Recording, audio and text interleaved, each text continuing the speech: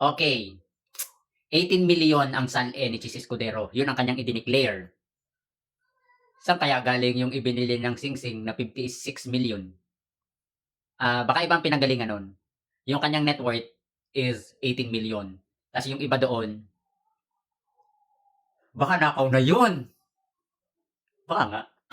Hindi ko sure. Kasi imagine mo, paano naging mas mataas ang 18 million dun sa 56 million? Parang imposible naman yun. May 56 million ka tapos ang net worth mo is 56 million lang. Sabagay baka separate. Iba ang net worth mo at iba yung nakaw. Ganun. Ay! Charot lang. So ayun, bahala na kayo mag-isip. Napaka-imposible kasi nun.